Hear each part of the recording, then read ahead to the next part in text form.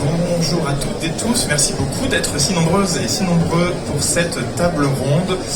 On va commencer sans plus tarder, il est 45, on va avoir 1 heure devant nous, si on se laisse un peu de temps pour les questions. On y va. Je commencerai par dire que le 7 juillet dernier, le ministère de la Culture a présenté au Festival d'Avignon une évaluation des émissions de gaz à effet de serre du secteur de la création artistique. Pour celle-ci, les émissions de gaz, donc, qui comprennent art visuel, spectacle vivant et enseignements artistiques, représentent 1,3% de l'empreinte carbone de la France. 2 fois le transport aérien intérieur. On ne va pas beaucoup parler de chiffres aujourd'hui, mais ces chiffres-là sont importants pour dire de quoi on parle et pourquoi est-ce qu'on en parle. Alors bien sûr, les 80% et même plus de ces émissions viennent du spectacle vivant, dont on le sait, une grande partie des mobilités des publics et ensuite des achats. Donc si, à la manière de l'industrie, et dans une logique de neutralité carbone en 2050, qui est quand même le plan de l'État français, on devrait agir en priorité sur les gros postes d'émissions. On se tournerait donc d'abord vers les plus gros événements culturels qui font de gros achats et font venir beaucoup de monde de loin. Donc la question, vous êtes habitués du secteur, a nourri nombre de tables rondes dans ce genre de rencontres, depuis l'avant-Covid même, et l'engage désormais quasi tous les festivals et nombre de salles qui font peu à peu leur mieux. Poussés par leurs équipes internes et de plus en plus par des éco-conditionnalités dont le CNM, dans lesquelles le CNM s'est lancé et qui se renforce au fil du temps. Alors dans ce contexte, il y a un acteur vers lequel souvent les regards se tournent dans ce type d'endroit, parce qu'ils sont peu présents dans les tables rondes, et c'est l'occasion donc de faire cette rencontre aujourd'hui. Ce sont les boîtes de production qui sont responsables de l'organisation des concerts dans leurs modalités.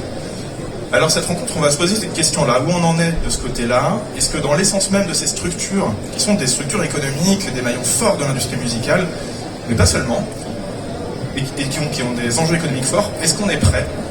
Qu'est-ce qui est mis en place? Quels sont les freins et comment aller au-delà? Alors pour en parler, nous avons autour de la table des structures différentes en termes de taille et peut-être de philosophie, qui ont a priori des enjeux différents. Je commence avec toi, Hermine Pélissier-Durosas. Tu es directrice du pôle transition écologique et RSE d'Ecocène, ex-Prodis. Moi, c'était pour la philosophie. Toi, c'est pour l'apport philosophique, exactement. Merci beaucoup d'être là, d'ailleurs.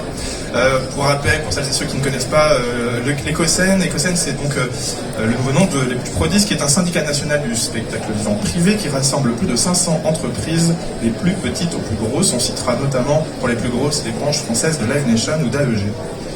Aurélie Thuot, tu es directrice d'Adon Productions, une société de production plus indépendante qui travaille avec un catalogue d'artistes plus petit, entre guillemets, en termes de taille que d'autres ici, et aussi avec les Fatal Picard, qui te donnent une polyvalence sur ce sujet. Et tu es aussi vice-présidente du SMA, le syndicat des musiques actuelles. Raphaël Herrerias, tu es la moitié du duo de pop indé Terre Noire, signé chez Virgin Universal via ton label, via votre label Black Paradiso, et vous êtes coproducteur de votre tournée avec Virgin, tournées qui sont pensées pour aller à la rencontre des publics. On va en parler tout à l'heure. Gaëtan Grivel, tu es directeur des opérations de Gérard Drouot Productions, GDP, une SAS que tu présentes comme familiale, qui produit environ 600 manifestations par an, de 150 projets artistiques, dont beaucoup de productions internationales. Chez vous, une artiste peut ainsi faire jusqu'à 60 dates dans l'année. Maxime Faget, enfin, tu es cofondateur de Fairly, une solution tech de calcul d'impact d'événements culturels qui prend en compte les émissions de CO2, mais aussi les impacts sur la biodiversité, l'eau, les déchets, et qui intègre les notions de parité, d'inclusion dans le calcul total. Et vous organisez cette rencontre. Merci beaucoup pour cela. Pour ma part, je suis Jean-Paul Degnaud, je suis journaliste culture, j'étais anciennement rédacteur en chef d'un magazine qui s'appelait Trax, et aujourd'hui de Pioche Magazine, qui est un magazine autour de la transition écologique de la culture et des expressions culturelles de l'écologie. J'organise aussi quelques événements à l'occasion. Si on a souvent l'habitude, dans ce genre de rencontres, de parler chiffres, bilan, RSE et CO2, il y a aussi, je crois, l'envie par certains acteurs de la culture, en passant justement par cette réflexion des impacts écologiques, de se dire, est-ce qu'il n'y a pas un questionnement à faire sur nos métiers, sur la manière de faire de la production musicale? Comment est-ce qu'on fait culture aujourd'hui? Et d'essayer de retrouver un peu le sens de ce qu'il y a derrière, de sortir des modèles de grosses scènes, de fréquences de dates, etc., pour revenir au sens de pourquoi on fait ça, retrouver le lien au public, au territoire, au temps long de l'inspiration et du contact avec tout un environnement dans lequel on va jouer. En bref, de ralentir pour mieux construire une culture porteuse de liens sociaux et à l'environnement. C'était une longue introduction, merci beaucoup de votre patience. Je commencerai donc les questions maintenant avec Raphaël Herrerias de Terre Noire. C'est hyper bien que tu sois avec nous, parce que la parole est rarement donnée aux artistes. En fait, la parole est souvent capturée par les experts, par les professionnels, et moins par les praticiens, le public et les artistes.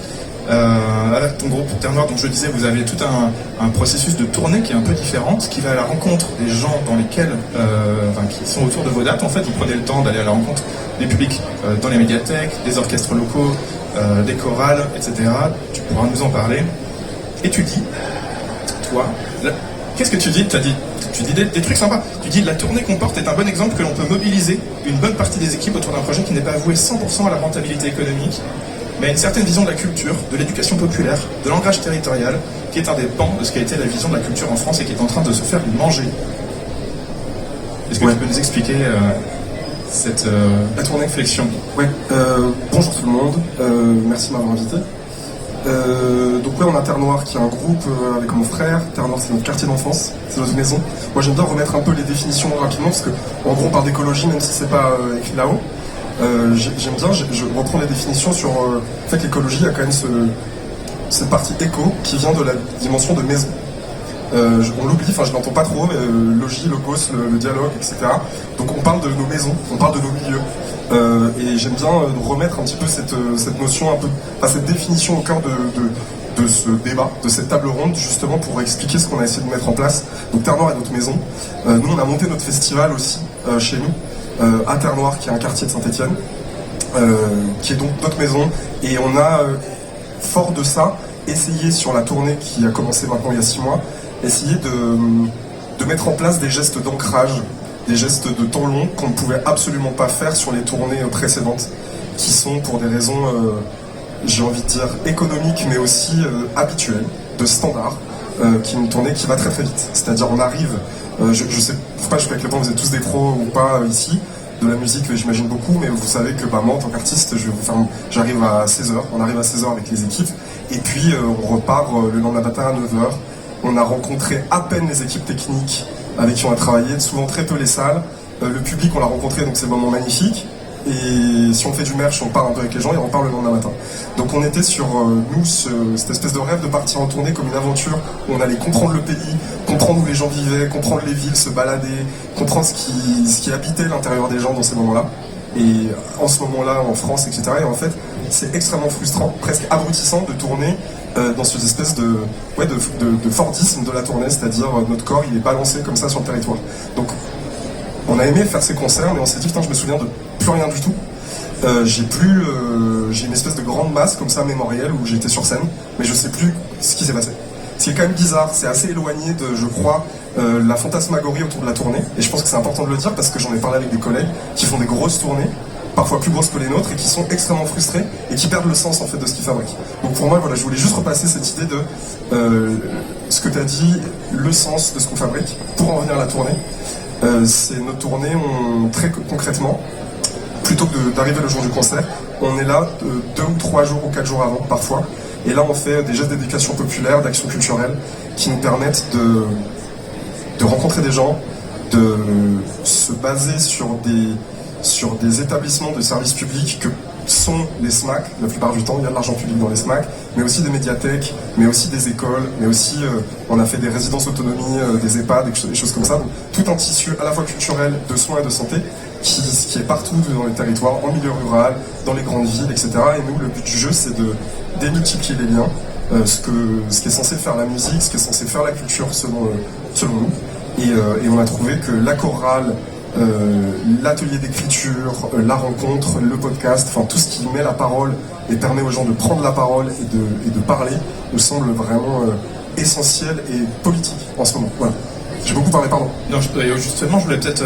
pourquoi est-ce que tu penses que c'est politique? Pourquoi est-ce que tu penses que c'est important maintenant, aujourd'hui, d'avoir ce soin-là de la rencontre dans la France d'aujourd'hui, entre guillemets? Peut-être pour... je pense qu'on est dans une crise démocratique. Enfin voilà, je veux dire, on va pouvoir parler des solutions de décarbonation, etc. Mais il y a quand même une urgence absolue politique en ce moment il y a les municipales bientôt, il y a les présidentielles bientôt, ça va agir sur notre filière, c'est déjà en train d'agir sur notre filière, sur les coupes de subventions, etc. Je pense qu'on est au même titre que les politiques, que les journalistes, en tant qu'artistes, de plus en plus considérés comme des élites éloignées des gens. Les gens ressentent, je pense, une forme de mépris. Il y a quelque chose de très profond dans la société en ce moment pour moi, c'est que les gens ne se sentent pas écoutés.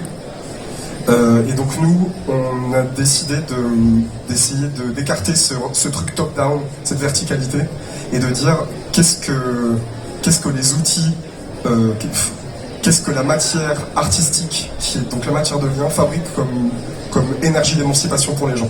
Et donc on pleure très régulièrement dans ces moments-là, parce qu'en fait on entend une multitude de sensibilités, une multitude de misère aussi, réelle, sociale, existentielle, etc.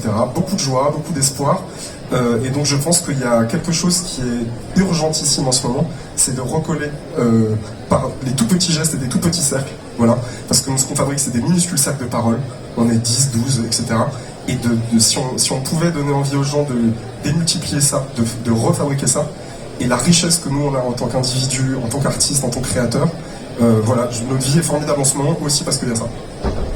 Ça me donne l'occasion de rebondir sur un excellent article qui est paru il y a quelques jours dans les collectes de l'Observatoire des politiques culturelles et rédigé par Vincent Guillon, qui est co-directeur de cet observatoire et professeur associé à l'IEP de Grenoble, et co-signé avec Aurélie Andouche, que l'on connaît bien ici, directrice du syndicat des musiques actuelles, et qui est titré Extrême droite et culture, impact faustien inenvisageable, point d'interrogation. En substance, il dresse le constat d'échec d'une culture institutionnelle qui met à distance un nombre considérable de personnes issues des milieux populaires ou de classe moyenne qui ne voient pas l'intérêt de fréquenter les lieux et les événements culturels, ce qui nourrit une aversion, tu le disais, pour une élite et construit un vote réactionnaire.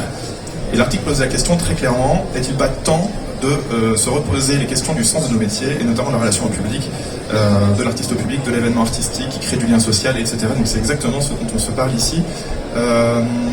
Pour prolonger, je voulais me tourner vers toi Aurélie, parce que le travail que vous faites avec Addon, c'est celui de créer du lien justement dans toute la France avec des artistes pas forcément connus, mais qui vont aller créer des moments avec des publics éloignés, des grands centres culturels. J'aimerais beaucoup que tu puisses parler de cette expérience. Et puis tu fais ce parallèle très parlant, je trouve, entre l'industrie agroalimentaire et l'agriculture intensive, avec une logique de rentabilité dans un monde en concurrence, et une agriculture un peu plus raisonnée, un peu plus locale.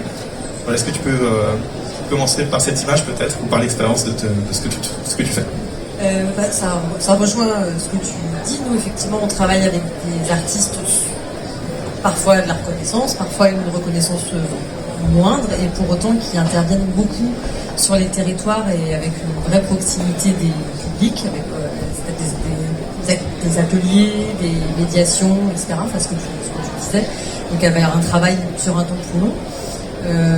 Et on essaie, tant que faire se peut, de travailler effectivement de manière proche de tous les partenaires et de manière un peu rapprochée. Et effectivement, j'ai cette tendance à faire un parallèle entre l'agriculture intensive, qui certes du coup produit beaucoup, nourrit beaucoup, mais est très énergivore et dépense beaucoup d'énergie. Et en parallèle, une agriculture plus locale, parfois biologique, mais en tout cas plus raisonnée, et qui permet en fait un accompagnement durable, mais en travaillant de manière plus raisonnée et en abîmant moins la planète. Et du coup, je pense que les deux, dans l'écosystème, les deux modèles doivent exister. L'idée, c'est pas de faire une dichotomie entre le gros business model et les tout petits indépendants.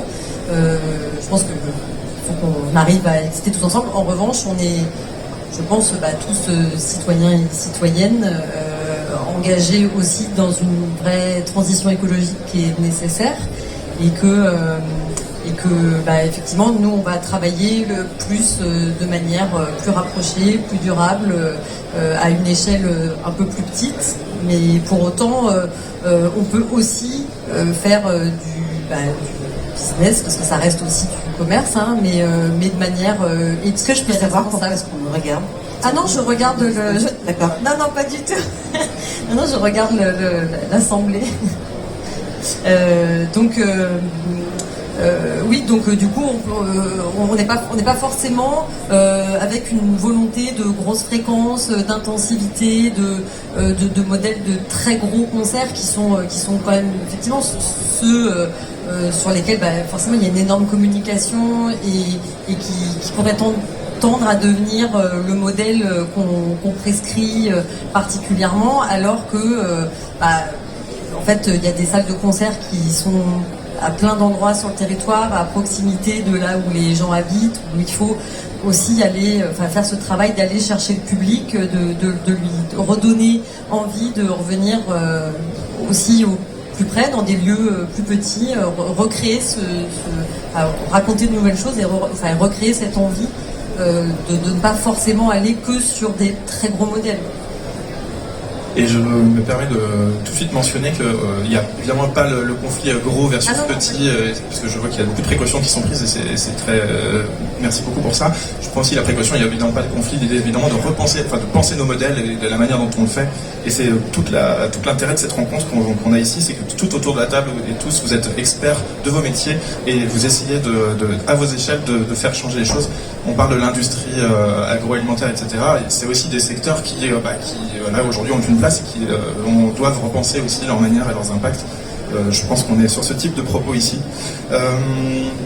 Peut-être une dernière question avant de poursuivre. Oui. Moi, je vais juste répondre là-dessus. Je suis pas tout à fait d'accord avec ce qu'il dit. Je suis désolé. Je ne pense pas que de dire que l'agro-industrie et le monde paysan, c'est deux mondes qui peuvent cohabiter, etc. À un moment donné, la neutralité à ces endroits-là, c'est pas possible. J'y crois pas. Pour des raisons extrêmement pragmatiques, c'est que l'agro-industrie détruit le vivant, détruit la planète, justement. Que l'appel au gigantisme, que ce mode de vie-là, il est extrêmement destructeur. Donc si le parallèle avec, et je pense que c'est très intéressant qu'on le fasse collectivement ici, s'il y a un parallèle justement entre l'agro-industrie et la paysannerie plus raisonnée et le gigantisme industriel musical et des plus petits systèmes, je pense que justement on peut nommer non pas une neutralité ou penser une neutralité, mais justement dans une perspective écologique qui est quand même éminemment urgente, c'est ça dont on parle. Je pense qu'il faut quand même se positionner toutes et tous personnellement, quoi. Je pense, en tout cas pour moi, c'est pas neutre. Voilà. Merci beaucoup de cette précision. Non, mais c'est sensiblement ce que je disais. Hein. Je répondais. C'était plus sur mon intervention. Ouais, j'entendais sur qu'il n'y a pas entre gros et petit de différence de ménager la chèvre et le chou. Je pense quand même qu'on peut se poser la question de choix politiques et de décisions à ces endroits-là. Je pense que voilà, on a un moment d'imminence et d'urgence écologique qui, je pense qu'il faut qu'on puisse avoir ces débats et ça serait intéressant qu'on les ait ici. Absolument, et ça va être aussi très intéressant de voir quelle est la place de ce qu'on fait, ce qu'on offre à un public qui, quand on leur donne quelque chose, l'achète, et comment est-ce qu'on est, c'est un peu comme, voilà, c'est aussi l'agro-industrie en termes alimentaires, voilà, à quel moment on s'autocritique aussi sur ce qu'on fournit à un public qui est forcément là au rendez-vous avec tout le marketing qui est derrière. Peut-être une question, Aurélie, avant qu'on passe à la suite, c'est juste la difficulté peut-être ou pas de parler avec tes artistes, de travailler avec des médiathèques, ce qui n'est pas forcément un rêve d'artiste quand on commence. Est-ce qu'il y a une difficulté pour toi d'avoir ce type de discours avec certains artistes qui se disent « Ah, attends, c'est pas pour ça que je fais ce métier ». Comment est-ce que tu abordes ces choses-là ? C'est pas une difficulté, non. Non, d'accord, ok. Parce que le choix aussi d'un roster, de travailler avec des projets artistiques, c'est aussi des trajectoires d'artistes, mais qui vont aussi créer de la rencontre, pas uniquement devant un public de concert. C'est vrai que c'est une attente d'évoluer, de faire évoluer sa carrière, de présenter ses œuvres devant un public et ça nourrit d'avoir le retour du public, etc. Et à la fois, je travaille principalement avec des artistes qui sont très engagés, qui ont une très grande volonté d'aller à la rencontre de leur public différemment. Donc finalement, aller présenter un extrait de spectacle ou faire un spectacle dans un plus petit espace, on parle de médiathèque, mais ça peut être dans un hôpital, dans une prison, ça peut être sous forme d'ateliers d'écriture dans des écoles, avec des restitutions d'élèves, etc. C'est en tout cas la majorité des artistes avec lesquels je travaille en fait, ont vraiment à cœur de travailler dans ce sens-là. Donc voilà, je n'ai pas cette difficulté. Raphaël, peut-être un mot là-dessus. Est-ce que pour toi c'était difficile d'adopter ce type de posture en tant qu'artiste, justement, de changer de braquet, de ralentir, etc. pour vous en tant qu'artiste et pour les équipes peut-être autour, si on peut peut-être avoir un mot là-dessus. Donc pour nous c'était vraiment un désir parce que ça se nourrit super bien, justement. Sur une même semaine par exemple, on a fait, c'était à Nancy il y a quelques semaines, on a fait dans la même semaine un concert à Nancy et le lendemain à l'autre canal et le lendemain à Reims à la Cartonnerie, et la semaine qui a suivi à Nancy on a fait un concert dans une médiathèque, une lecture musicale qu'on a co-créée avec les médiathécaires. Donc nous on a choisi des bouquins, ils ont choisi des lectures, donc on a fait des lectures assez politiques qu'on a mis en musique, donc c'était une autre forme, et en fait on a créé une nouvelle forme avec Théo qu'on a envie de reproduire à d'autres endroits. Donc au contraire, je crois que c'est un peu ce truc justement de la logique industrielle qui te fait reproduire des gestes comme la chaîne, quoi, et tout d'un coup quand tu commences à créer un écosystème varié et que tu multiplies les gestes, t'as de la créativité et t'essaimes beaucoup plus de choses. Donc je pense qu'on est en train d'enrichir notre palette, donc au contraire c'était plutôt un plaisir. Et si je peux juste intervenir, ça permet aussi un travail sur le plus long terme avec les salles de spectacle, mais aussi du coup les services dédiés aux actions culturelles. Ça permet de créer des projets sur le plus long terme et eux du coup de s'inscrire beaucoup plus sur le territoire et donc de faire venir ou revenir du public dans leur salle au moment des concerts. C'est de l'essaimage en fait, et le temps long permet ça. Alors sur ces questions, j'ai envie d'entendre le témoignage d'une autre structure comme Gérard Drouot Productions, GDP, qui travaille avec des tournées françaises d'artistes internationaux. On parle de Bruce Springsteen, de AC/DC, Lenny Kravitz, Gojira, beaucoup d'artistes comme ça majeurs. Et pour vous, vous avez, c'est ce que tu me disais, deux freins majeurs. Un, que les artistes que les artistes ne sont pas suffisamment informés sur leur capacité d'action, en tout cas qu'il y a quelque chose à faire au niveau de l'intention des artistes. Et la deuxième, c'est que les questions de l'impact réel et aussi de l'incitation derrière ne sont pas forcément bien appropriées, appréhendées par la structure. Alors j'aimerais qu'on aborde ces deux freins, et d'abord, puisque vous travaillez avec des artistes internationaux, avec de gros enjeux de volume de dates, de prix, de compétition aussi avec les autres sociétés de production, parce qu'on pourrait, c'est des artistes qui pourraient partir ailleurs. Quel est l'espace que vous avez dans ce jeu-là de concurrence? Vous êtes très insubordonnés tous et toutes. Quel est l'espace que vous avez dans ce jeu-là de concurrence pour penser l'écologie? Comment est-ce que le terme d'écologie, comment toi tu le travailles dans ce game en fait? Déjà bonjour à tous, et merci d'être présent, merci d'être là. Cette question, elle est rarement abordée dans nos structures. On va se dire réellement les choses. Pourquoi elle est réellement abordée? Parce que quand un artiste vient trouver une prod, il vient pour s'adjoindre des compétences qu'il n'a pas forcément, ou il a besoin d'un service ou d'un conseil, un accompagnement.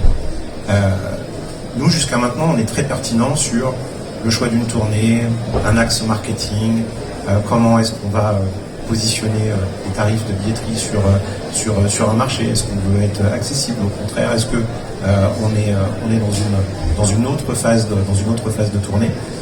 Et ces questions-là ne sont pas des questions sur lesquelles, pour l'instant, on est légitime. Des questions pour lesquelles on est expert. On est face à des artistes qui, quand ils viennent chez nous, quand ils viennent dans une autre prod, ces artistes attendent une réponse.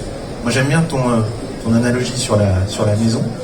Et ça serait un peu comme si tu veux faire construire une maison et puis t'as besoin tu sais où tu veux vivre, tu sais comment tu veux vivre, puis tu as besoin d'un architecte qui va rendre ce truc-là réel, qui connaît comment on construit une maison, comment on fait des murs, quels matériaux on va utiliser, est-ce que ça tient réellement, est-ce que ça va fonctionner dans le futur.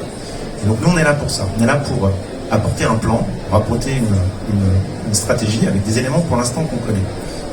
Alors c'est d'autant plus difficile pour nous, chez GDP, c'est que on intervient dans des tournées internationales sur lesquelles on n'a pas la conception, voire l'éco-conception. Donc on intervient vraiment à un moment donné où on n'a pas du tout la main. Et ce qui pour nous éloigne de cette discussion.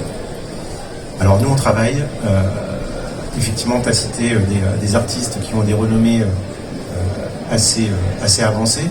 mais on travaille aussi avec 150 formations artistiques à l'année, sur 600 manifestations, et on travaille partout dans le territoire. On va travailler du club au stade, on va travailler à Lyon, à Barcelonnette, à Lille, à Perpignan. Et donc on a des typologies de spectacles qui sont complètement différents, et puis avec une appréhension, une stratégie qui va être complètement différente. C'est différent de faire un club ou une SMAC ou un théâtre ou un casino que de faire un zénith ou une arène. Ça ne veut pas dire qu'il y en a un qui est mieux que l'autre, ça veut dire qu'on va l'aborder de manière différente. Donc nous, ce sujet-là, c'est un sujet sur lequel on commence de manière très humble le chemin. Et là où on a la capacité de pouvoir intervenir, c'est quand on débrief de ce qui s'est passé. C'est-à-dire qu'après un spectacle, il y a tout un élément, il y a tout un corpus qui se met en place de comment est-ce qu'on a fait le concert. Est-ce qu'on a rempli notre objectif? Est-ce qu'on avait choisi la bonne salle? Est-ce qu'on avait choisi les bons axes marketing? Est-ce qu'on trouve du résultat en termes artistiques vis-à-vis du public? Et je pense que ça serait à ce moment-là, dans ce débrief, si on avait la possibilité de quantifier, de réellement pouvoir amener des éléments concrets, ça serait à ce moment-là qu'on pourrait avoir une écoute attentive de nos artistes pour pouvoir produire et pour pouvoir accompagner la date d'après. Parce que tout ça, on le fait effectivement pour tirer un trait et faire un bilan, mais on le fait surtout pour se dire, ok, qu'est-ce qu'on va faire dans 6 mois, dans 1 an, dans 2 ans. Et c'est à l'aune de ce qu'on voit chaque soir dans nos salles de spectacle qu'on arrive à construire une stratégie globale et une stratégie long terme. Et pour l'instant, on a une multitude de paramètres qui font partie de ces équations, mais on n'a pas encore ce paramètre écologique dans le sens où on n'arrive pas réellement à notre niveau en tant que prod à quantifier pour pouvoir en parler de manière experte. Peut-être pour bien confirmer une intuition, mais j'aimerais bien que tu me la confirmes, est-ce que tu penses que si tu inclus dans ta relation contractuelle justement avec les artistes à l'international une dimension d'éco-production, mais aussi peut-être de ralentissement, est-ce que ça fait fuir des contrats, tu penses? Non, je pense pas. Tu penses que ça casse des... Je pense que je pense que quand il est question d'organiser une tournée internationale, il y a beaucoup de paramètres qui rentrent en jeu, beaucoup d'entourage aussi qui rentrent en jeu, et tout le monde va faire un espèce de trade. Et je pense qu'à partir du moment où les artistes pourraient être informés de leur impact écologique de leur tournée, ça pourrait faire partie des paramètres qui font de comment est-ce que je vais monter ma tournée, qu'est-ce que je vais mettre dans ma tournée. Est-ce que je vais avoir, 50 remorques sur la route? Ah bah non, si mon curseur écologique il est trop dans le rouge, je vais réduire ça. Ok, comment est-ce que je peux réduire ça? Ah ben il va falloir trouver d'autres idées, il va falloir peut-être voyager différemment. Et c'est à partir de ce truc-là qu'on va pouvoir effectivement pouvoir avoir quelque chose d'équilibré, quelque chose de cohérent. À l'heure actuelle, il y a trop de... On est dans une... Je te rejoins, on est dans quelque chose de trop immédiat, de trop direct, et il n'y a pas le temps pour ces choses-là. Donc il faut, pour nous, la meilleure manière d'aborder les choses, c'est de mettre ce paramètre au centre du jeu. D'avoir un indicateur, mais un indicateur, attention, il faut que ça soit un indicateur qui soit véritable, véridique, vérifiable. Et à partir du moment où on aura ce paramètre, moi je suis persuadé que tous les artistes se saisiront de ce sujet, et aucun d'entre eux ne dira attendez, moi j'en ai rien à faire, c'est pas mon problème, on continue comme avant. S'ils ont un paramètre, je suis certain qu'on arrivera à équilibrer les choses. Alors on va en parler justement de la mesure avec toi Maxime et Ferly. Peut-être avant, je voulais te faire réagir Hermine Pelletier de Rosas, du coup, sur la question de retrouver le sens de ce qu'on fait quand on fait des spectacles. Alors c'est prendre la question par un bout qui n'est pas forcément le plus direct pour le travail que tu fais avec EcoScène et ce que vous faites avec EcoScène, qui est le programme Matrice, dont tu pourras peut-être dire un mot. Dans ce programme Matrice, est-ce qu'on se pose la question du soin à soi, à ses équipes, au territoire dans lequel on va, et aussi au sens de la culture, et pourquoi on fait ce sens-là?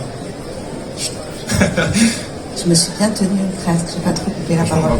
Je voudrais juste revenir un tout petit peu en arrière.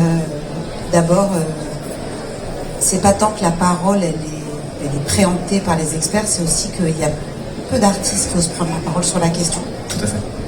Donc c'est d'autant plus chouette, et surtout avec un partage comme celui-ci. Donc nous, on veut bien qu'il y ait plus d'artistes qui prennent la parole. Après, c'est le serpent qui se mord la queue. Hein. C'est aussi que parfois, quand ils prennent la parole, il faut tenir droit quand on prend la parole.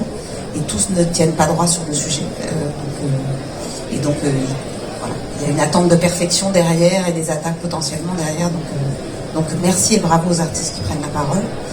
Ensuite, même si ça remonte à l'introduction, je trouve que les introductions, ça a du sens parce que ça place les gens, ça fait parler d'un endroit. Donc je voudrais juste préciser qu'au sein de Ecocène, donc effectivement un syndicat, on a 144 productions. Quand on nous présente en nous résumant à Live Nation et à EG, c'est déjà nous positionner à un endroit et oublier 142 productions qui n'ont pas forcément le... Alors, il y avait c'est injuste. J'ai dit que c'était des petites et grandes, dont les grandes sont les plus grandes. C'est injuste, mais en tout cas, ça place à un endroit. C'est pas la place que je prends aujourd'hui. Parce que là, si on regarde ici, il y a un artiste, une production sur des petits formats, une production sur des grands formats. Donc, en fait, les productions de grands formats sont déjà représentées. Et donc, moi, je vais plutôt être l'acteur réseau. Effectivement, au sein de ce réseau, il y a des producteurs, productrices, productions de petits, de moyens, de grands et de très grands formats. Mais voilà, c'était important pour moi de me remettre à cet endroit. De redire un mot aussi sur la question en fait, toutes les structures, quelles qu'elles soient, y compris des associations sans but lucratif, ont des enjeux économiques. Donc peut-être que tu voulais faire la différence entre les sociétés commerciales et les associations, mais parce que tu présentais comme les productions comme ayant des enjeux économiques forts, une concurrence forte, etc. Voilà, toutes les structures du spectacle vivant ont des enjeux économiques très forts aujourd'hui, quelle que soit la rentabilité qu'elles visent. Et j'espère que l'agriculture paysanne de circuit court trouvera aussi une rentabilité au sens de pouvoir en vivre sans crever, en fait. Donc la rentabilité, c'est pas le seul objectif de rentabilité, c'est pas forcément la société qu'on veut. En revanche, être rentable au sens d'être sécure dans son activité, de vivre de ce qu'on fait, ça me semble important. Voilà. Pardon, c'était pour reciter 2-3 choses pour voilà, j'ai pas envie moi-même d'être dans la caricature, mais c'est bien de reposer ça. Le projet Matrice, il est super chouette. On va peut-être pas avoir le temps d'en parler complètement là. Il parle que de ça. Il parle des tournées de musiques actuelles et de voir dans quelle mesure la tournée en tant qu'objet spécifique, alors que souvent on travaillait plutôt les questions de démarche de transition par les salles et par les festivals qui ont été bien en avance par rapport à beaucoup de producteurs et de productions. Comment est-ce que la tournée, c'est le chaînon manquant dans la façon de prendre les choses pour essayer de mouvoir un secteur, puisque moi je parle au sens de l'acteur sectoriel, on va dire. Est-ce que dans le programme Matrice, on pose la question de la relation au public, aux équipes, etc. Alors déjà... Est-ce que ça vient dans les groupes de travail au fur et à mesure de la réflexion? C'est-à-dire que c'est pas, je viens pas, enfin tu vois, cette question n'est pas venue pour dire genre ça se passe pas de la bonne façon le programme Matrice, mais plutôt au fur et à mesure des discussions et des réflexions collectives, est-ce que finalement perce dans ces discours-là et dans ces échanges? Attends, en fait, parce qu'en fait on en a parlé. Donc toi, est-ce que il y a cette question du sens, mais attends, mais en fait c'est vrai, pourquoi est-ce que je fais ce métier en fait? Ah mais grave, attends, je reviens à des choses fondamentales et du coup je repense un peu ma mécanique. Oui, les questions de transition écologique, quand elles arrivent à la maturité de la transformation, posent nécessairement des questions de comment est-ce que je veux contribuer à la société. Comment est-ce que mon entreprise, mon métier, mon quotidien va contribuer à la société? Nécessairement. Aujourd'hui, dans ce projet-là, dans la phase dans laquelle on est, on n'est pas à cette maturité-là de discussion. Dans le programme dont je t'avais parlé, qui est le cas pour mon organisation, qui est un programme différent, Penser différemment, qui est un programme d'accompagnement sur 2 ans de 10 structures, avec de la formation, des séminaires, voilà, un truc vraiment en profondeur. On arrive à ces endroits-là qui sont des endroits passionnants et qui sont des grèves de transformation. Et effectivement, l'idée, c'est de reprendre à la source et pas de prendre sur qu'est-ce que j'ai commandé comme van et est-ce que j'ai pris un camion électrique ou un camion gazole. Mais donc techniquement, nous aujourd'hui dans ce projet-là, on n'est pas sur ces ateliers-là et on n'est pas à cette maturité-là de réflexion. En revanche, oui, passer par là est indispensable pour faire basculer les modèles, bien sûr. Mais je ne veux pas laisser croire non plus, pardon. Je pense que dézoomons un petit peu, comme on m'a dit. Il me semble que quels que soient les modèles, peut-être qui se sont perdus en cours de route, ou qui sont trop accélérés, ou qui peuvent être des modèles... je pense que aucune des personnes dans nos métiers ne met pas de sens à son métier, en fait. Je pense que... Alors après, peut-être qu'on se perd en route. Et que oui, le soin aux équipes, le soin des publics, le soin de soi, le soin c'est important. Mais on est dans des métiers où les gens mettent du sens nécessairement. Pour être très concret sur la manière dont tu accompagnes justement les structures à faire leur mue et à réfléchir justement à se questionner sur leurs réflexes, comment est-ce que ça se passe et surtout c'est quoi les bons leviers et les incitations qui fonctionnent avec les acteurs avec lesquels tu travailles?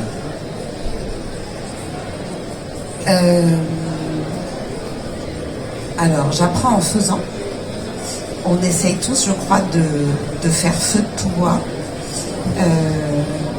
Et dans la mesure, encore une fois, d'où je parle, c'est-à-dire une organisation qui essaie d'emmener 500 entreprises extrêmement variées dans les modèles économiques, dans les formes d'entreprise, dans les métiers.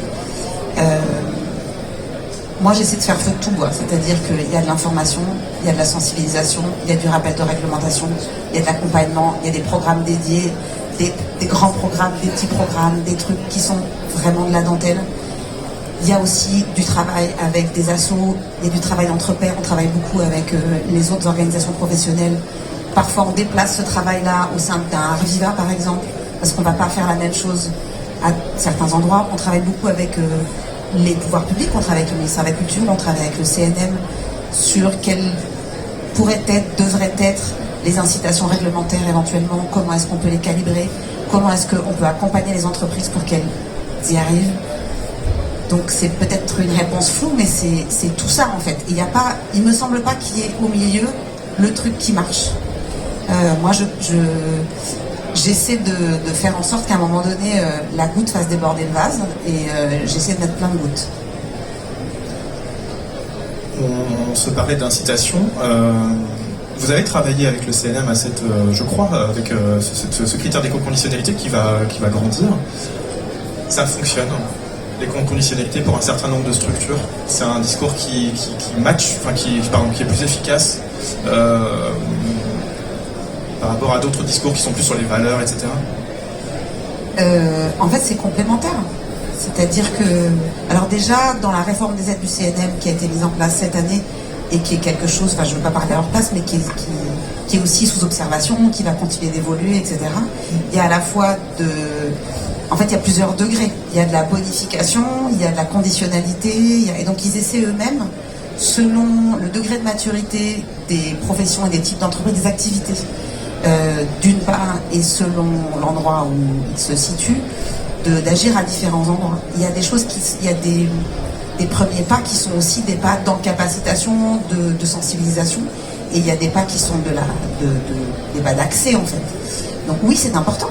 Oui, je pense que c'est important. Le signal réglementaire, on ne va pas se mentir, le signal réglementaire, il joue son rôle. Et d'ailleurs, y compris certaines, on parlait tout à l'heure de la question d'une partie du métier qui est un endroit très concurrentiel. Certains, et tu nous diras si c'est pareil chez vous, mais disent mettez-nous de la réglementation, sans quoi, en fait, il y a une sorte de concurrence déloyale si on se met à faire ci ou ça, et on a besoin d'avoir tous les mêmes règles. Donc en fait, une partie des productions appellent de leur vœu une certaine réglementation. Et il faut savoir monitorer les choses. En fait, nous, on a envie aussi d'un secteur qui va bien, d'entreprises qui vont bien, qui prennent soin de leurs salariés, avec des gens qui ne soient pas en burn-out parce qu'ils ne sont pas assez nombreux pour rajouter des éco-conditions et remplir des trucs. Donc, en fait, il faut aussi, parfois, quand on demande soit du délai, soit de l'ajustement sur certaines éco-conditions qu'on a nous-mêmes appelées de nos voeux, c'est pas pour gagner du temps, sauver des boîtes qu'elles fassent n'importe comment, etc. C'est aussi parce qu'il faut un métier en bonne santé, ce qui veut dire aussi des gens qui le font en bonne santé mentale.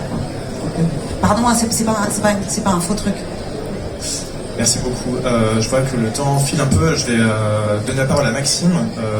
Donc vous, chez Fairly, Vous produisez de la mesure pour les salles et les événements, et vous annoncez d'ailleurs que vous ouvrez en décembre la solution pour les tournées, et donc pour les sociétés de production. Pour toi, l'un des premiers pas pour y aller, c'est justement l'un de ces petits pas-là dont on se parle, ou en tout cas de ces pas-là, c'est de savoir de quoi on parle pour soi-même, et donc de prendre la mesure de ses impacts.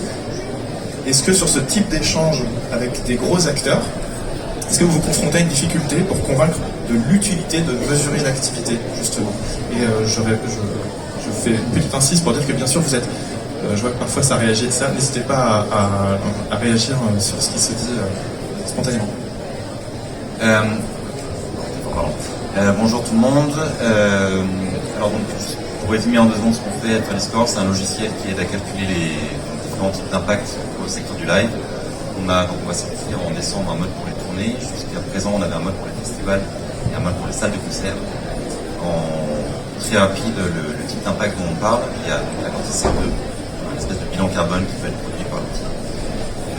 On a ensuite des impacts de type environnementaux au sens large, donc c'est pas que de la mesure, pas que du CO2, ça va aussi être la gestion d'autres types de ressources comme la gestion de l'eau, des déchets, etc. Et c'est aussi des mesures mises en place, donc des choix par exemple dans la restauration d'un festival, une salle de concert, les démarches de labellisation qui sont mises en place, le choix des prestataires, et donc beaucoup de choses à la fois métriques et à la fois de l'ordre de la politique interne ou externe. Tu peux parler plus près du micro, je pense. Plus près? Oui, d'accord. Voilà. J'avais l'impression. Pardon. Et le dernier impact sur lequel on s'attarde, c'est l'impact économique et social. Et pour en citer quelques-uns, on regarde des choses comme les parités dans les équipes, les écarts de salaire entre femmes et hommes, entre mieux ou moins bien payés au sein d'une structure, au sein d'un line-up par exemple pour un festival. Ça va être des choses comme l'ancrage local, qu'on mesure sur des données comme le nombre d'actions culturelles qui sont menées ou non, la localité des prestataires, etc. C'est beaucoup de choses qu'on a rassemblées dans ces matrices et on sort donc ce nouveau mode maintenant. Un des avantages ou un des enjeux de l'outil, c'est donc de situer, on va dire, l'activité d'une salle, un festival et bientôt d'une tournée sur différents axes. Il y a des axes de labels qui existent déjà, d'indices plus institutionnels, comme l'indice d'égalité femmes-hommes du ministère du Travail, qu'on inclut dedans, et des choses plus chiffrées ou des méthodes comme la méthode bilan carbone. Un des gros avantages du bilan carbone ou de cette méthode, c'est de pouvoir comparer des choses qui sont a priori des fois très éloignées. On va mettre, on va dire, dans le même sac de mesures des choses comme le kilométrage en gazole, en véhicule gazole ou électrique, un nombre de sandwichs, un nombre de tables, voilà, des trucs qui n'ont pas grand chose à voir, mais qui au final, avec cette métrique, permettent d'évaluer à peu près l'impact qui est produit sur l'environnement. Ça permet donc d'objectiver certaines choses et de donner un cadre propice à des actions, des atténuations, des limitations, des améliorations et de la réglementation dans certains cas. Je pense que sans ce type de mesures, donc pour reboucler un peu par là sur le sujet sur lequel tu me lançais, sur lequel je vais continuer ce que tu disais juste avant, Hermine, sans compréhension des impacts, il n'y a pas une mesure unique qui s'appliquerait à tout le monde de manière aveugle, presque 100% certainement injuste pour une partie des personnes sur lesquelles elle s'applique. Il y avait un exemple assez connu avec la taxe carbone en 2017 et 2018, je ne sais plus, qui a appliqué la même norme et la même contrainte à tout le monde, qu'on soit aisé ou non dans le besoin, et en fait, peu importe notre contexte et nos conditions. Donc, on a fait un gros travail en amont d'essayer de comprendre tous ces différents contextes pour produire des mesures qui soient adaptables et qui soient prennent en compte tout ça. Maintenant, la réaction des structures est plutôt positive. Nous, ce qu'on nous demande, c'est de donner des infos crédibles, des bases qui soient éprouvables, qui soient compréhensibles, mesurables, comparables, etc. En l'occurrence, donc, on a un comité de pilotage dont font partie Ecocène et le SMA. On a plusieurs groupes de travail dont font partie notamment Adon et GPP. On leur fait des propositions, on va dire, sur l'outil, l'interface, sur certaines choses qu'on va étudier, qu'on va analyser, essayer de critériser, de pondérer, on va dire. Et on prend les retours aussi d'acteurs de nature aux tailles assez différentes.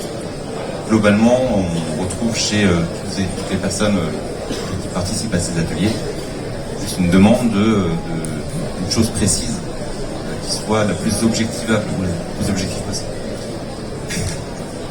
Oui. Non, juste par rapport à ce que je dis tout à l'heure, je suis convaincue que ce type d'outils et qu'une part de l'objectivation de l'impact font partie des gouttes et peut-être d'un outil qui va aider à l'incitation réglementaire. En revanche, par rapport à ce que tu disais tout à l'heure, je ne crois pas que le chiffre va permettre la bascule des gens en fait. Le Nutri-Score ne fait pas maigrir les populations. En fait, c'est-à-dire que, comme ce que tu disais tout à l'heure, c'est aussi que veut dire manger. Est-ce qu'on pourrait ralentir nos journées pour pas manger n'importe comment et après, j'ai cette information-là qui va objectiver des choix qui vont m'aider. Mais en revanche, le chiffre ne va pas créer la bascule entre l'artiste et le producteur. C'est un outil de dialogue, de transparence, d'objectivation qui va aider à certains endroits à débloquer des choses et qui va aider des opérateurs externes éventuellement.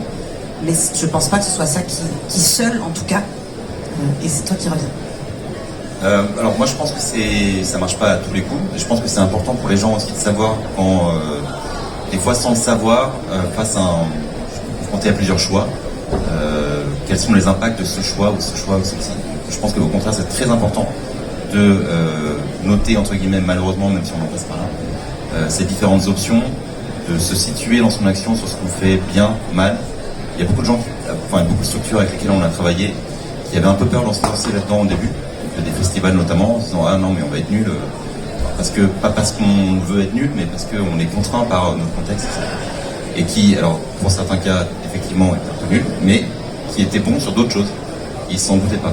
En fait, sur d'autres aspects, par exemple économique et social, le choix des partenaires, l'ancrage local, il y a beaucoup de moments de réalisation de en fait on leur dit non mais regardez sur tel label etc.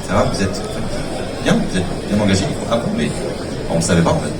Du coup, parce que il me reste quelques quinzaines de minutes, est-ce qu'il y a des manières peut-être un peu succinctes, est-ce qu'il y a des structures qui viennent vous voir par opportunité, je vais y aller un peu franchement, parce qu'ils ont besoin maintenant d'un calcul précis, parce qu'il y a une incitation? Est-ce que c'est une situation que vous rencontrez aujourd'hui qui n'était pas celle il y a encore quelques temps? L'opportunité peut-être mal choisie. Non mais si, certainement, mais simplement, moi j'essaie pas vraiment de démêler le fond des intentions des personnes sur ça, je veux qu'elles se lancent dedans. Mais je pense que c'est... le cadre réglementaire va accélérer le besoin, entre guillemets, de chacun. Je pense que oui, je pense que dans les personnes avec lesquelles on travaille, il y en a qui le font avec des sentiments mêlés à la fois d'un contexte légal qui évolue, donc de toute façon on n'a pas le choix, et qui dans le même temps en fait sont contentes d'aller dans ce sens-là et de faire les choses mieux. Et un peu comme ça a été dit avant, je pense qu'il y a des acteurs ou des regroupements qui en fait n'ont pas envie d'être contraints, mais quand même souhaitent un cadre qui évolue sur ça, et en fait une bonne raison de s'y mettre. Donc moi je suis sur beaucoup de questions en faveur de la mise en place de réglementations qui nous aident à franchir ce pas et à prendre mesure de l'urgence qu'il y a. Je pense simplement qu'elle doit être faite d'une manière compréhensible ou adaptée, ou en tout cas assez flexible. Et notamment je pense au CNM aussi sur la question de l'éco-conditionnalité. Ça arrive doucement, plus doucement que je ne le souhaiterais moi, mais d'une certaine manière il y a aussi il faut prendre en compte aussi les retours sur certains points, comprendre les angles morts éventuels d'une mesure appliquée qui puisse avoir un effet rebond qui est totalement possible. Sur le temps long, on va en parler avec Hermine. Juste une question pour toi Gaëtan, juste avant. Vous êtes bêta-testeur de cette solution de tournée. Pourquoi est-ce que vous avez choisi d'aller chez Fairly pour être bêta-testeur, et surtout quel est l'horizon que vous donnez vous à terme 5-10 ans dans cette ça permet de rebondir sur les différents thèmes. On observe quand on est questionné par les organismes étatiques et notamment par le CNM que leurs bases de calcul en fait sont très très très faibles. La dernière fois, on était sur les premières interventions, nous étions sur une dizaine de manifestations, et c'était le corpus du CNM pour nous faire parler de la transition écologique dans le spectacle vivant à horizon de 2050. prendre des décisions ou émettre un cadre réglementaire sur un corpus aussi faible et sur des discussions aussi peu avancées, ça peut créer que des effets de bord. Donc souvent on est des boîtes parisiennes invitées à ces réunions, à ces tables, et on doit prendre la parole, on doit valider quelque chose pour des centaines de milliers de manifestations qui ont lieu par an en France. Nous, on représente 600 manifestations. Il y a des centaines de milliers de représentations par an en France qui impliquent des artistes du spectacle vivant. Donc je pense qu'il faut vraiment faire attention à ce qu'on fait, à ce qu'on dit. Il faut prendre le temps de porter les bonnes réflexions, de comprendre ce qu'on est en train de faire, parce qu'on peut avoir des effets de bord qui vont être délétères sur des structures qui ne sont pas les nôtres, et au contraire, on peut avoir des effets de bord qui vont être délétères sur aussi des grandes manifestations. Parfois, on entend dans les réunions, les stades, il faut plus en faire. Ok, bon, il ne faut plus faire de stade. Qu'est-ce qui va se passer? Si nous, on ne fait plus de stade, les gens, ils iront en Allemagne, en Italie, aux États-Unis. Tous ceux qui ont vu il y a quelque temps un concert d'Adèle, ils ont été le voir fatalement à Munich, parce qu'il n'y avait qu'une seule date d'Adèle à Munich. Bon. Donc ça fait partie des sujets qu'il faut arriver à porter. Et je suis d'accord avec toi Hermine, je pense que ce n'est pas que le score qui permettra de se dire on a réglé le problème, mais par contre en étant documenté, en sachant de quoi on parle, en ayant identifié les composantes de nos impacts. Est-ce que la composante c'est le public? Est-ce que la composante c'est ce qu'on transporte? Est-ce que la composante, est-ce que c'est le trajet des artistes? Est-ce que la composante c'est les 20 000 personnes qui ont filmé 1 heure de spectacle et puis qui vont se retrouver dans un serveur pendant 70 ans? Dans les différentes typologie de nos spectacles, que ce soit un club, que ce soit un théâtre ou que ce soit un stade, il faut qu'on se pose ces questions-là, il faut qu'on se documente, il faut qu'on prenne du corpus. Et à partir du moment où on n'aura plus de corpus, à partir du moment où on aura convaincu ceux qui sont capables d'action, c'est-à-dire les prods et les artistes, à partir de ce moment-là, on aura la possibilité de pouvoir diffuser ces informations et de dire voilà où on se situe. On a un indicateur qui est fiable. Ceux qui se diront mais moi je vous crois pas, on aura la capacité de dire regardez, ça fait des années qu'on travaille sur cet indicateur, on sait vous ressortir les chiffres, on va vous parler de choses concrètes, de choses réelles. Et à partir de ce moment-là, la phase d'après, ça sera le changement. Et la phase d'après, ça sera le changement parce qu'on saura sur quoi on peut changer. Raphaël, je voulais te donner la parole si tu le veux bien à ce moment-là de la discussion, parce qu'on est sur des sujets là du coup on est de retour sur des sujets techniques, pratiques, de calcul, etc. Un peu éloigné de du début de la conversation qui était sur le sens, etc.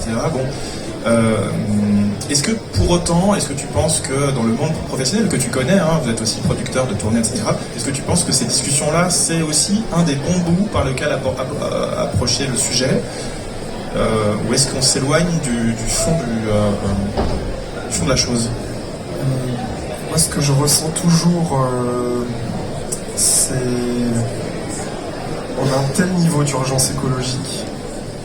Je m'entends.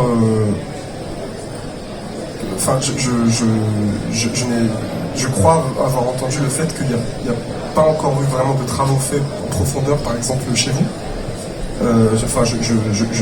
En tout cas, vous êtes au démarrage de ça. J'entends aussi l'inquiétude de la rentabilité de tout le monde et de chacun, mais comment dire, j'entends deux grammaires de langage en fait. J'entends, c'est pour ça que j'ai toujours besoin de dézoomer, j'entends évidemment un secteur, et que ce soit politico-écologique, moi depuis tout à l'heure je suis un peu ahuri, très honnêtement, sur le technosolutionnisme, les chiffres, l'adhésion autour des projets écologiques, ça ne fonctionne pas. Ça n'a pas fonctionné politiquement. Les chiffres du GIEC qui sont effarants, les trajectoires, les scénarios du GIEC qui sont effarants. Enfin, je veux dire, si ça nous impactait, si ça devait nous impacter à la hauteur de ce qui est raconté, puis maintenant, je pense qu'il n'y a pas beaucoup de climato-sceptiques ici, donc ce sont des choses qui devraient nous avoir mis en mouvement, modifier nos manières de concevoir nos industries, nos modes de vie, etc. C'est absolument pas le cas. Donc moi je vais juste avoir la place du relou, quoi. C'est-à-dire celui qui dit mais on n'a plus le temps. On n'a plus le temps d'en être à ces petits comptes là. C'est pas possible. C'est pas possible d'en être si peu avancé en tant que filière, si petit peu avancé. Je n'ai rien entendu de l'ordre d'une proposition, je n'ai rien entendu de l'ordre d'une idée qui ferait avancer quelque chose, d'un exemple qui fonctionne. Je n'entends rien, je n'entends que des technosolutionnismes, du langage de techniciens.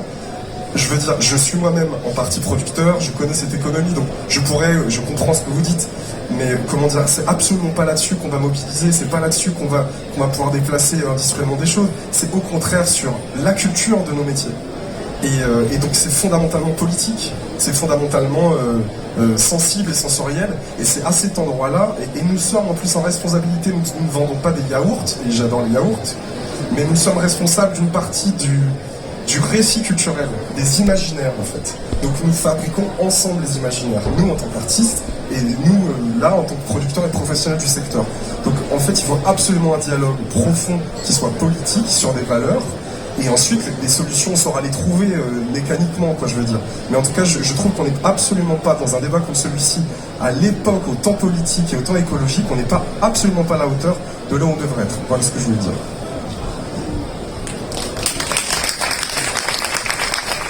Moi, j'ai aucun problème avec ce que je viens d'entendre, et en plus, je suis tout à fait d'accord avec ça. En fait, comment dire, nous ne sommes pas au même endroit.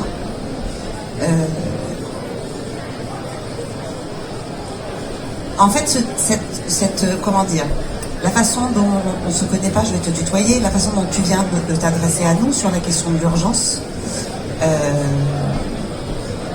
en fait, j'espère, je crois, en tout cas moi, je suis absolument invitée de ça, et ça fait plusieurs années que j'essaie de travailler avec des gens, et j'ai souhaité en faire mon métier, alors que c'était un autre métier auparavant, pour les amener à bouger. Et effectivement, on peut essayer de les secouer, de les sensibiliser, de leur amener des chercheurs, de leur amener tout un tas de choses. Et avec autant d'authenticité, de vérité, d'importance, eh ben, ça ne va pas transformer un secteur, des entreprises et des façons de faire, ni tout court, ni assez vite. Donc, moi je suis dans un autre discours, ça ne veut pas dire qu'il est non écologique, insincère et technosolutionniste. C'est simplement que dans la mission que je me suis donnée et dans l'action dont j'essaie de la mener avec le moins de découragement possible, secouer les gens et leur taper sur la tête jusqu'à ce que ça rentre, quelle que soit ma conviction profonde, ça ne fonctionne pas comme ça. Voilà. J'entends, mais par exemple, nous très concrètement, on est en train de faire quelque chose de très concret. La tournée, on a pris une problématique écologique, on est en train de prototyper, elle n'est absolument pas parfaite. On travaille avec des gens, il y a Camille qui est là de notre équipe, il y a Clémence, elle est bookeuse, on a designé quelque chose de nouveau. Elle prend un temps supplémentaire à l'intérieur de son activité de bookeuse pour faire un bout de travail qu'elle n'avait jamais fait. C'est vraiment peu de choses, hein. On n'est pas en train de réinventer le show, etc. Je pense que concrètement, comment dire, moi je dis pas ça pour moi au quotidien, je tape pas sur la tête des gens. C'est pas du tout ça, c'est pas dans ce sens-là que je pense qu'on... Mais par contre, c'est concrètement par exemple sur la question des stades et du gigantisme, les rapports du shift, la venue des publics, on voit bien que tout ce qui est de l'ordre du gigantisme, de l'immense, n'a pas de beau jour devant eux. En tout cas, je ne sais pas ce que tu en penses à cet endroit-là, justement, toi. En fait, c'est un problème d'échelle. C'est-à-dire que quand on est face à un artiste et qu'on va aborder le sujet du rapport du GIEC, l'artiste va dire « si je reviens avec un scoop plus, ça change quoi ?» En fait, la réalité, c'est qu'il a raison. Ça ne change pas grand-chose au vu de l'échelle. Maintenant, si on le ramène à une tournée, toi, ce qui est formidable, c'est que tu as fait beaucoup du chemin qui nous reste à parcourir. Et ta conscience écologique fait que, entre guillemets, ça va être plus évident, plus simple, plus facile, parce que tu portes le sujet. Nous, il faut qu'on le défende. Et pour le défendre, il faut qu'on crée un climax qui n'est pas encore là. On n'est pas encore à cette époque-là. Et donc on a besoin d'arriver à prouver et d'arriver à comparer qu'à un moment donné, on peut faire mieux. Et pour nous, il y a un camp quantifiant qu'on arrivera à prouver ça. Et si on arrive à dire à un artiste, ah ben tiens, regarde, ta tournée, c'est pas terrible par rapport à tel autre artiste où sa tournée, bah lui, il s'est creusé la tête, il a avancé, il s'est adjoint des énergies, de l'envie, des entités pour faire en sorte d'aller mieux. Et je pense que en ayant un comparatif, en se disant ah, ok, mais toi t'as fait comment? Ah, t'as fait comme ça, ok, bah génial, ah mais ça on peut le faire, d'accord, je peux partir en tournée et en ayant 15 filles et ça marche. Ouais, ok, d'accord, ok, et je pourrais peut-être même prendre le train. Bah oui, tu peux prendre le train. Je pense qu'on a essayé, ce que dit Hermine, on a essayé de dire attention, là ça commence à être compliqué. On va pas parler de nom, mais on arrive d'accueillir des prods dans des zéniths, ils ont 21 SMI. Ça n'a pas de bon sens. C'est un non-sens total. Et je pense que si on dit à cet artiste, est-ce que tu as une conscience écologique, l'artiste va lui dire, ah bah oui, bien sûr que c'est important de changer. Maintenant, il va falloir lui montrer comment est-ce qu'on peut changer et comment va être sa marge de progression. En se disant, ok, on part d'une base 100, tu as fait 10% d'économie, c'est génial, tu en as fait 50, c'est top, c'est ce qu'on veut chercher en 2030, tu en as fait 100, c'est ce qu'on veut chercher en 2050. Donc c'est pour ça, on n'est pas du tout en train de gagner du temps, au contraire. Et le temps de comptabilisation, ça va être un temps qui va être long, je pense 2 ou 3 ans. Après, derrière, il va être suivi d'un temps qui va être hyper court. Parce qu'une fois qu'on a comptabilisé, on sait comment agir. On sait où est-ce qu'on peut agir et on va avoir des résultats qui vont être immédiats. Pardon, je passe sur la parole. Immédiat. C'est long de changer. Hein. J'aimerais prendre la parole parce que du coup, en travaillant quand même sur des modèles différents, on parle effectivement de gigantisme de certains concerts et de concerts à échelle plus restreinte, etc. Ce que tu dis là, alors à titre personnel, moi je suis complètement d'accord, et à titre professionnel, en fait, on travaille dans cette direction réellement. Quand je disais que l'écosystème permettait de faire vivre différents modèles parce que malgré tout il y a effectivement une demande du public parfois sur des plus grosses jauges, je pense qu'il y a quand même moyen de travailler ces plus grosses jauges de manière plus rationnelle, raisonnée, plus éthique, et que, encore une fois, on a tout intérêt, et on le fait. En fait, c'est quand même aussi ça que je voulais dire, c'est qu'on est quand même beaucoup de structures et d'entreprises, certes à but lucratif, qui travaillons dans le sens où on va réfléchir à des solutions de création de décors avec des produits recyclés ou de seconde main. Il y a plein de modèles très inspirants de modèles de tournée uniquement avec des moyens décarbonés ou sans avoir de moyens de transport en avion, où on va réfléchir effectivement aussi à raisonner la façon dont ça tourne géographiquement. On travaille aussi depuis longtemps avec les équipes qui commencent à s'impliquer aussi énormément, parce que c'est aussi beaucoup de communication auprès des équipes techniques, artistiques, de production. Il y a des équipes qui maintenant ont légitimité aussi à intervenir là-dessus. Donc on travaille sur les riders, sur l'accueil des artistes, sur l'alimentation.